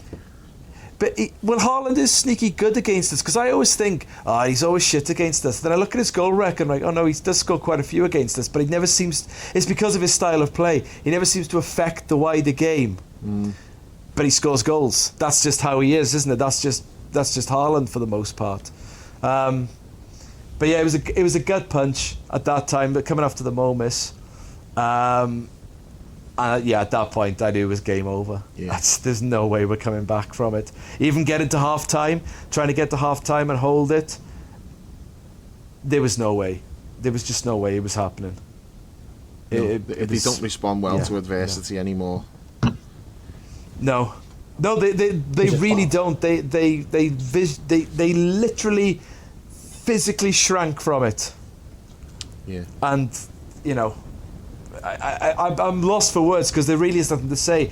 It was there for everyone to see, whether in the ground or on the TV coverage. You could physically see it. So what can you do? All I can do is sort of shrug and go, not my problem, but I know what I would do if I was in charge of the club. Yeah. Second goal, T. Was that Haaland? Yeah, the header. Was that header? Yeah. Yeah. Just easy. Again, just made it easy for them. I think the problem is just how easy the cross went in, the way they worked it, and got the cross in. People are having to go Canate for that, but Haaland's movement's fucking brilliant, and you can't stay touch tight with someone at all times when he sneaks off behind and then he goes back in front. Canate's with him, he's just not close enough to be able to affect the header. And sometimes you think you've got to say, it's a world-class striker, great movement, and he's a big, strong, fast bastard. It's not easy getting touch tight to be able to stop him from heading the ball. So on a scale of Canate culpability this season, that one's way down the list for me. I think the bigger issue was the movement and the finish are great. Yeah, the movement and the finish are great. Everything before that on our end was just shot. This was really, really bad. Too easy. Just lazy, passive. Just like Jules said, as soon as he not even scored the penalty, as soon as he whistled for the penalty, he just gave up. And that was symptomatic of it. It's just fucking see it out till 1-0 at half time and then just get in the dressing room. I mean, not with this manager, because half the time when we get in the dressing room, we come out worse anyway, because, like I've said before, all he's doing is throwing his holiday pictures up on the screen. So, yeah, it was only going to go one way, really, wasn't it, after that? Just get worse and worse and worse, which it did. I mean, they probably, like you said, movements and finish great, but I doubt they'll have scored. Well, no, actually, the third goal and the fourth goal were probably easier than that. I was going to say I doubt they'll have scored an easier goal all season, but yeah, 3 and 4 were probably even easier. So 3 was Semenyo, wasn't it? And then Haaland was 4. Or was it the other way around? I think it was Semenyo got no, 3 was Semenyo. Yeah. So that wasn't great from Virgil. The weird thing about that one, it looks to me like Mamardashvili just thought that was offside, because he kind of, I wouldn't say he quit on it, but he wasn't fully committed to trying to save that. He was just sort of stood there and just flicked up an arm, and then he was immediately looking to the lines and going, yeah, it's offside, isn't it? And then it's like, nope, it's not. But it's a great finish, but it just looks odd from Mamardashvili. And I'm not putting that down as like a goalkeeping error or anything like that. I just felt like it looked strange, and it looked like Yeah, he but was thinking that was offside and it if wasn't. he is doing that, if he is playing offside, that's like what you get taught when you're a kid. You play for the whistle. And I know they don't whistle that much, but you just play until you're told not to play. Yeah, I mean, I don't necessarily think he's got a chance of saving it anyway, because if he comes out and tries to spread himself, make himself big, it's going over him anyway, because he's dinked it. Like, it is a really good finish, but too easy. Virgil wasn't great on that. And then the fourth one, good finish. Like, don't ask me, I didn't see it. I went out the room, I came back, they'd scored 4. Yeah, it was a cutback from O'Reilly. Got in behind far too easy, cuts it back, and it's a good finish by Haaland in off the bar.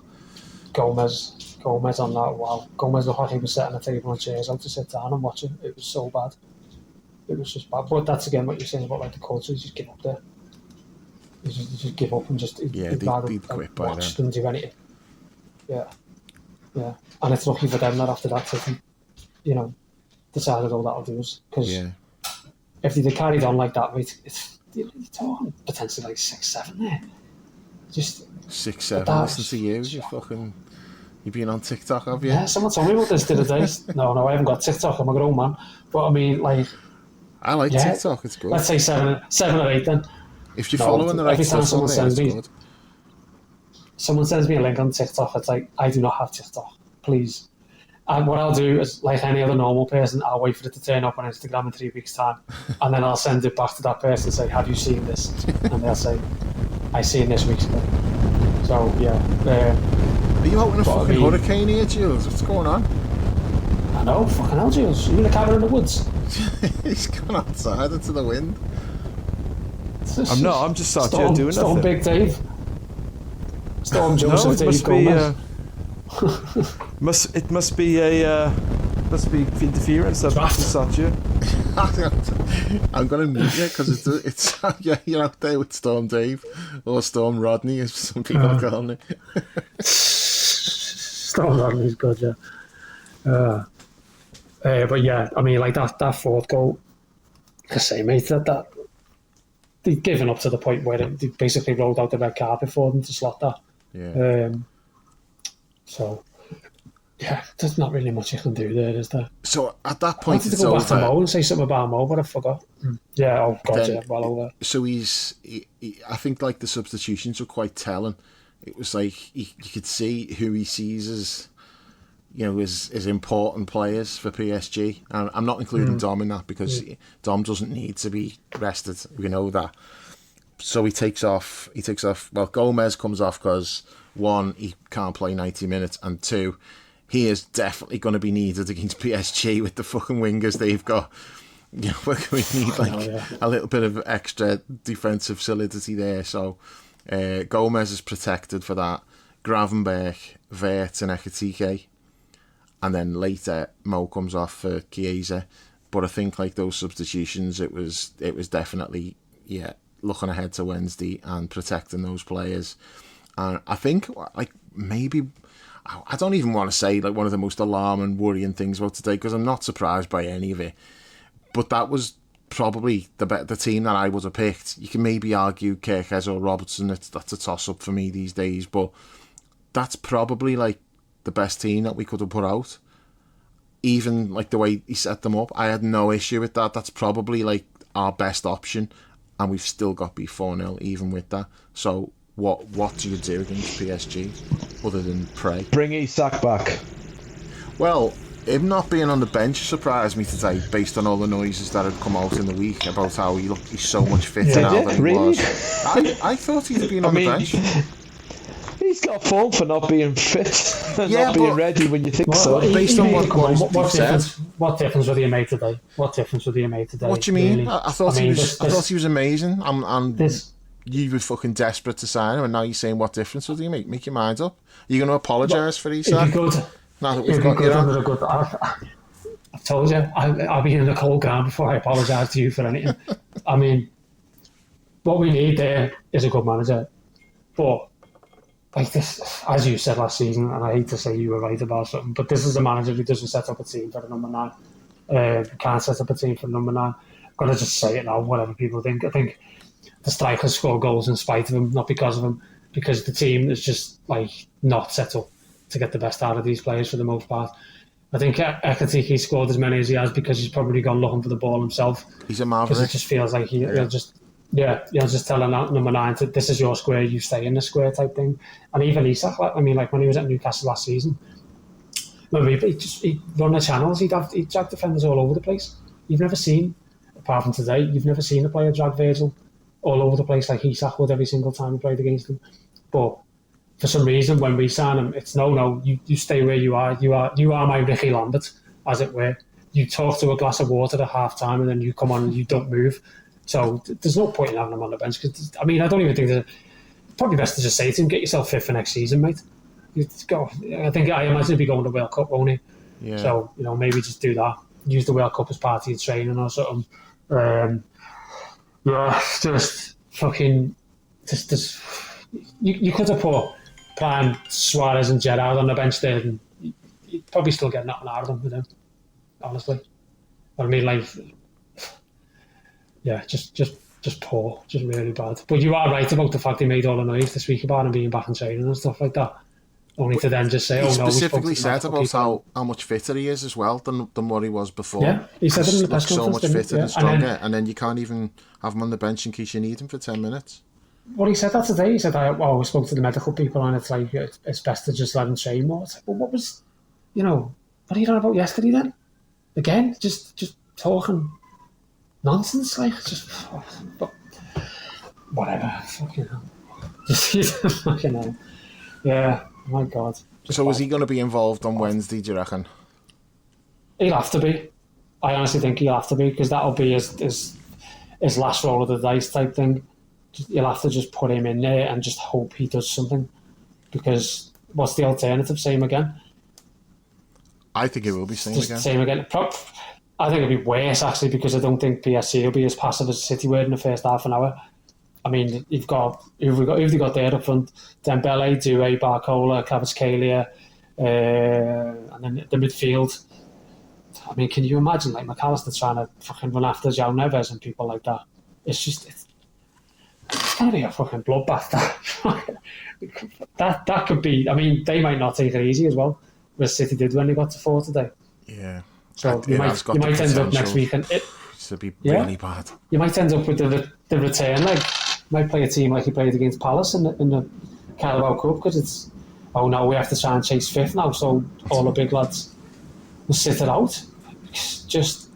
And I'm being honest, if they are going to batter us, I'd rather they just took the game away from us than give us any sort of we might get back into it next week type thing, because I can't see it. I really can't see it.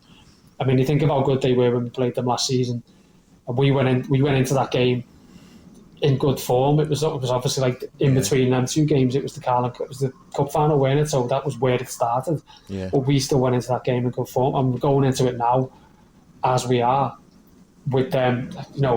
Their fucking league has given them the week off and stuff like that. They'll have had, that's a disgrace, by the way. 2 weeks. Yeah, it's fucking horrendous. That they'll have had 2 weeks to prepare. So yeah, but you don't want to say I think we're going to get beat, but the odds aren't good, are they, really? No. Jules, what are your thoughts?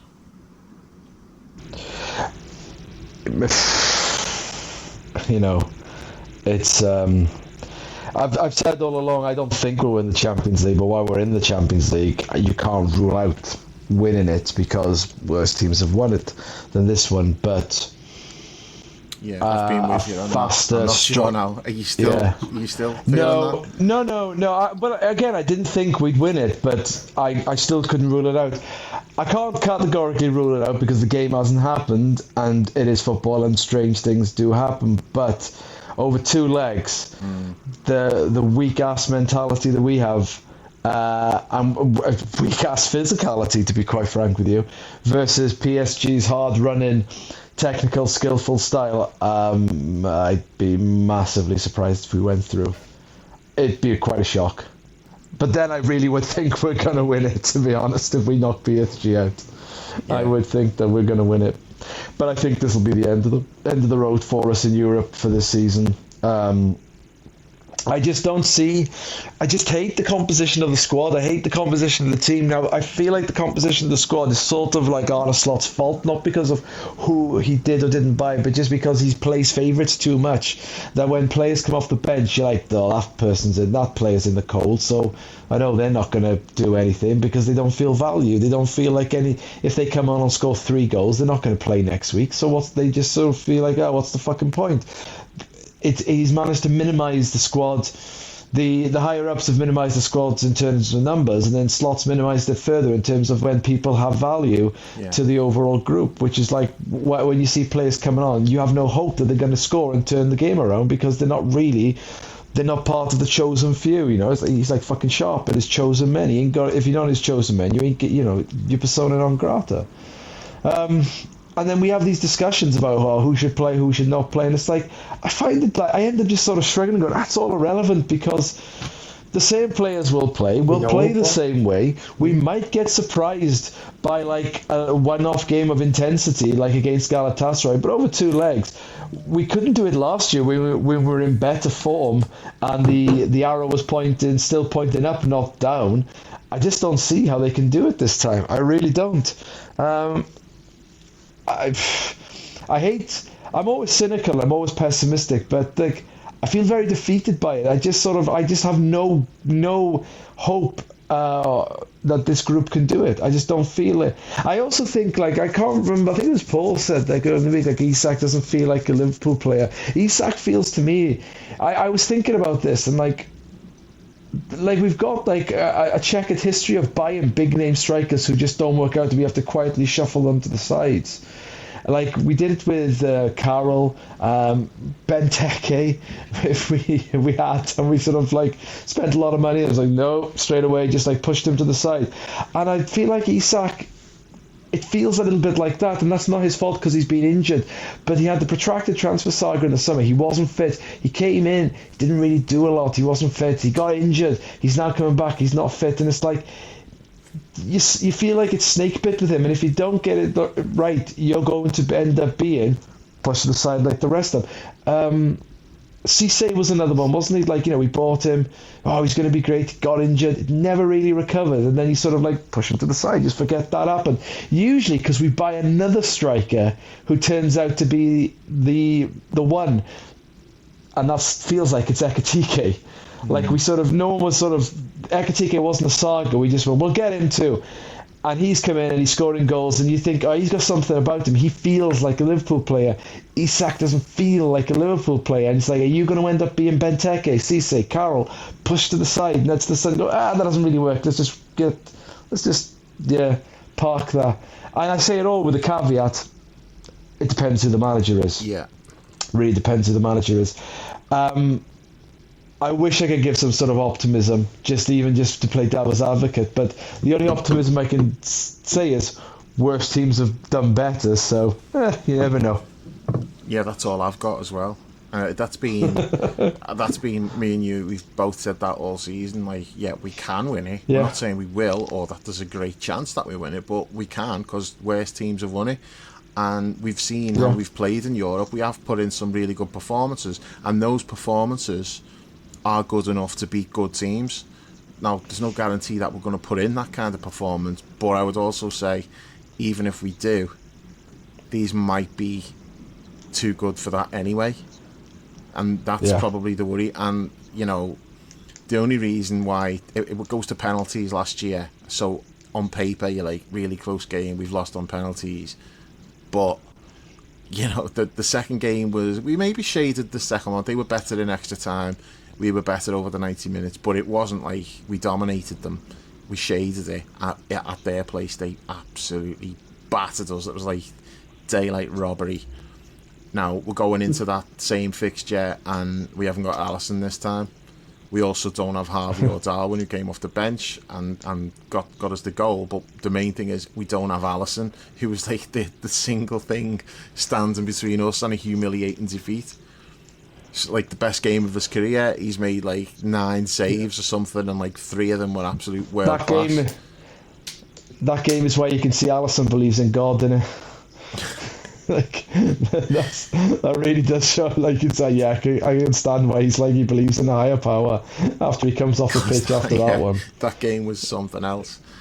But you know, if it's even remotely like that on Wednesday, we're going to get absolutely spanked. And I'm struggling to see any way that we can go there and do anything. There's nothing to suggest, you know, other We than haven't stranger got it in things us have happened. to go and play defensively, have we? No, and if we go and No. take it to them, we'll just get absolutely ruined on a counter attack. And Yeah. literally the only thing that we've got is stranger things have happened. That's all. Like that's all PSG's we can come up with. incompetence and stranger things. Yeah. PSG have got it in them, but I mean, this PSG probably haven't. So, yeah. I mean, you think of like We're hoping for incompetence from the other Barcelona side. game. Yeah. So I'll tell you what. I mean, here's one little crumb of something that you can maybe cling to. So there's been an international break, and then their game was postponed. So maybe they come in a little bit undercooked, whereas we've had a tune-up match today. yeah. Okay, now. Yeah, I got nothing. if yeah. that's all I can come up with. No. I mean, talking about like last season's game, obviously, like saying about Alisson and Harvey, just a couple of things on that.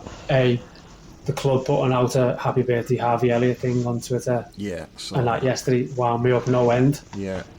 B, was it not a bit strange to see Alisson kind of contradicting the manager on what his injury is and stuff like that on Twitter as well? He didn't contradict him though, because Slot said basically the same thing. I don't know why Alisson put that out. I thought Slot said he'd be didn't out they till say the end that of like the season. Alisson No, he always said had near the end of the season, which end of April is near the end of the Right. season. near the end of the season. Yes, But didn't Alisson say Well, that I mean, like he like, the had this Wednesday will injury be is the end just of a the season. continuation of an injury he had? Yeah, he did. So I don't know, did Slot say that it Yeah. was a new injury or not? I didn't He might see have done, that, I'm not so- sure. I'll be honest, I barely listen to anything he says anymore. But yeah, it's just a bit, you don't see him doing stuff like that. You don't really see any of our players doing stuff like that. But there's that culture thing again. You know what I mean? Yeah. Fucking players kind of like speaking out or feeling like they have to because the fellas said something or something's not right or something. And he's one of the big leaders. I mean, like how often has he done something like that in the past?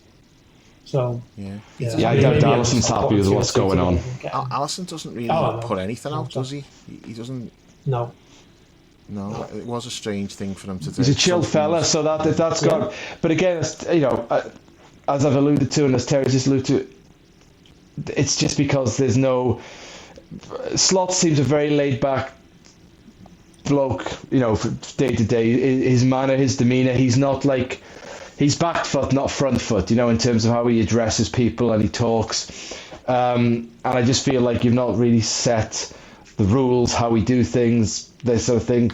It feels like a lot of his answers will be like, that's all right. To things that happen, like, that's okay. Don't worry about it. And that's the problem. Like, you've got to know if you fuck up, there are consequences. And there have been a few things throughout the season, different players doing different things. We've already highlighted Szoboszlai's reaction to the fans today, for example. That's the sort of stuff where it would get nipped in the bud because you go, there are consequences. It would have earlier in the season it'd have been there are consequences for actions.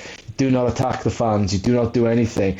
We've had too much, like you said, Dave. John gets wound up by Konate's there. There's been too.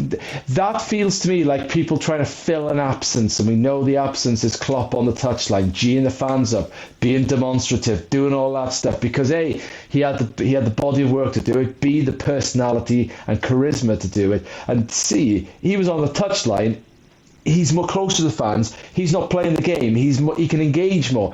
I feel like sometimes what's happening is because first of all, the football is shit, so the atmosphere has become poor.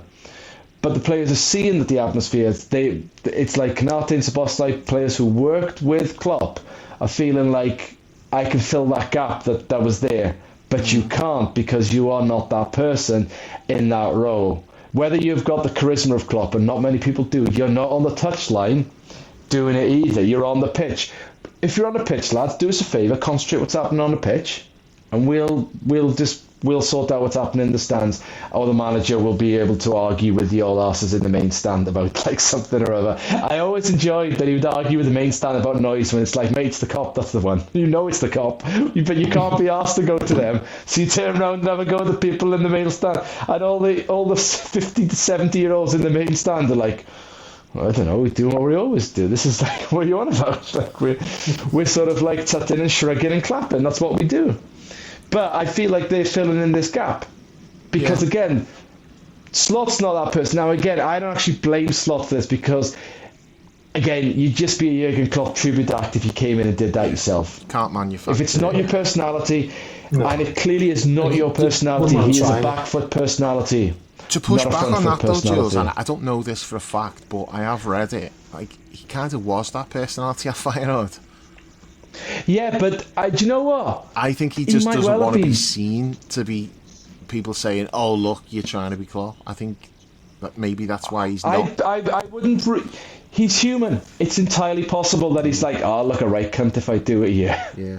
The people will just think I'm being a tribute act to the previous guy and my own guy. I'll just play it cool. I don't know. But again, he doesn't seem like a boring person.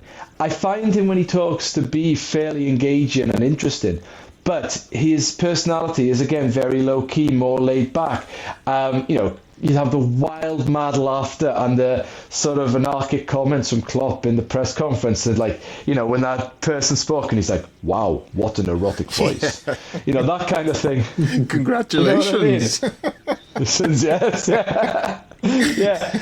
It's that you can't, like, that's either your personality and you're just a massive ball of charisma, or you're not. And there's not many people like that. So it's hard to compete. I'd never blame Slot for any of that. I feel his best way now is just to see this season out and to say to the club and him to go, "We got a title out of it. It's been all right. You handled yourself with class and dignity after Jota's death. You did all you could, but this is probably where we part ways." Yeah. I think a very classic case of mutual consent. And he goes, "Yeah, I'll get better. I'll get better jobs than Feyenoord out of this now. So I'll have a decent career elsewhere." And we'll go, "Okay, great. Let's everyone just sort of shake hands and move on." Yeah. I don't want it to be acrimonious. I don't want the fans to be chanting Slot out, or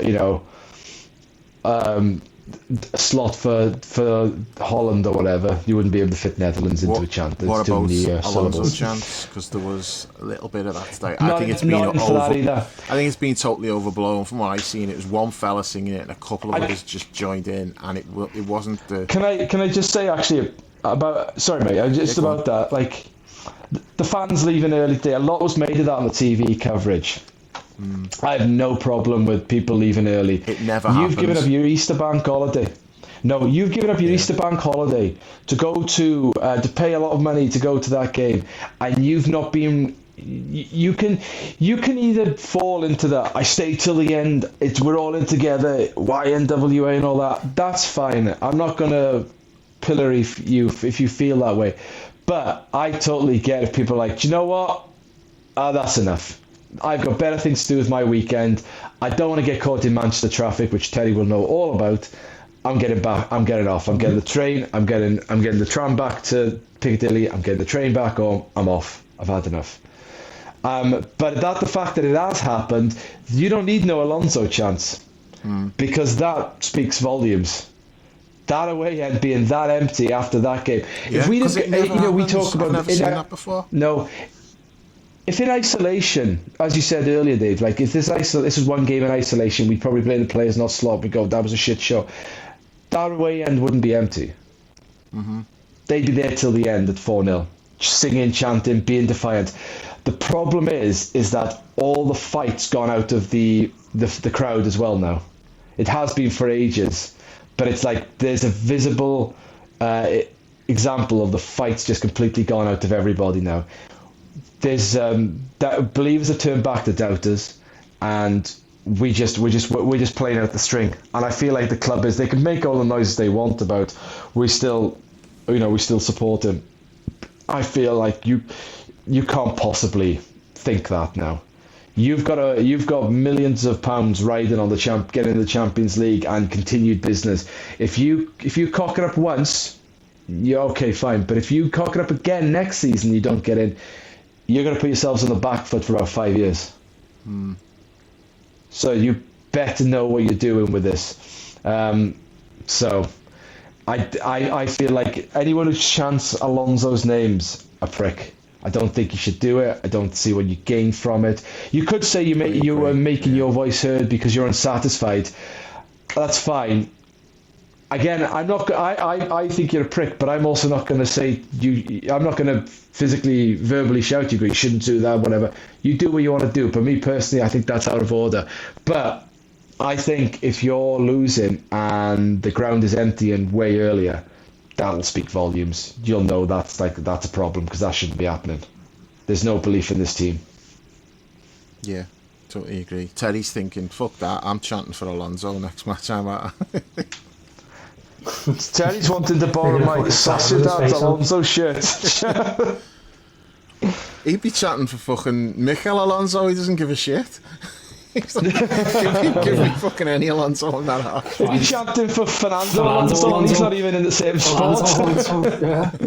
Yeah, okay, now. Where's Red? He's still got great hair, so it's okay. Yeah, exactly that.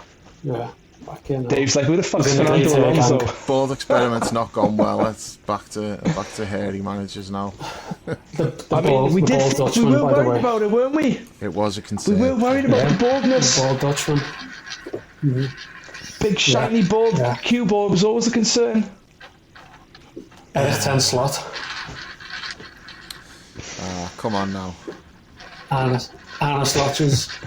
Brendan Slotches. I don't know. I mean, he's can fire back on me, but always again, I wouldn't go that far. He did win us a league title. I've got to respect him for that. Yeah, I know. I just said that. Who's playing fucking roulette there? Oh, sorry, it's me. Spinning my wedding ring round. It's not me. I'm spinning my wedding ring round. Sorry, I'll put it back on. Oh dear. He's taking the wedding ring off. He's having a dark night of the soul. Yeah, that's how bad this bald man has got me. I want this man to be no more. Oh, right. Okay. Anything else? Have we said enough? I don't. We've not really covered Mo's announcements, and we didn't do like an emergency pod over that. No, it's not. Yeah, I think you were eating fucking scraps. No, I was fucking dead busy that week. I couldn't do it that week, and Chris's mum was staying with him, so Chris wanted to spend time with his mum rather than record a pod, which is fair enough. So yeah, we just thought, and then the time had passed, so I don't think we needed to do that. But put a statement out about it. Yeah, when he came back to training on like fucking Wednesday or whenever it was after 10 days off. I said he couldn't get reception by the pool, so he couldn't put anything out. Yeah, but I think he did like a little interview after he got back on the Wednesday, looking tanned, weren't he? Arne, you've had a busy international break, and he's just sat there with a fucking parasol on his Lucozade. Busy international break, God. Honestly, it's more time off than Paul. So, do you want to talk about Mo, or do you want to leave it?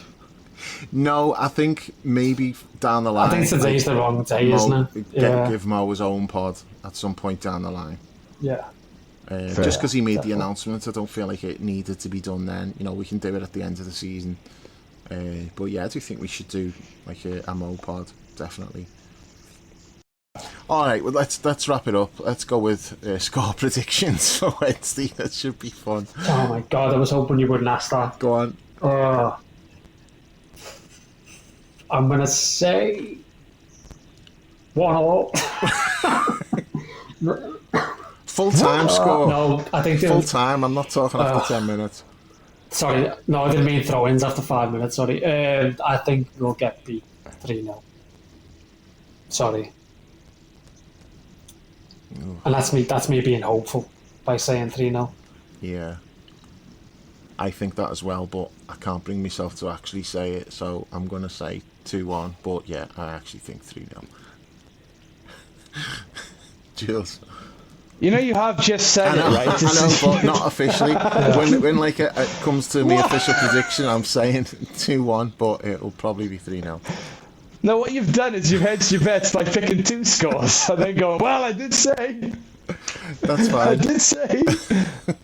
I mean, yeah, I mean, I could hedge my bets. Go, well, you know, I'm thinking it might be a narrow 1-0, but then, you know, me heart saying 2-0, but then me brain saying 3-0, and then the person who learned French in school is thinking 4-0. I don't know. I can't really see a scoring, to be honest. So 0 for us, and then whatever PSG can sort themselves out with, I would say. Well, I suppose with expectations so low, there's a chance that like we might be pleasantly surprised. So, yeah, well, let's see what happens. We'll be back after the game on Wednesday night anyway. We'll record straight after the game. Good luck. So, yeah, until then, thanks for listening, and we'll catch you soon.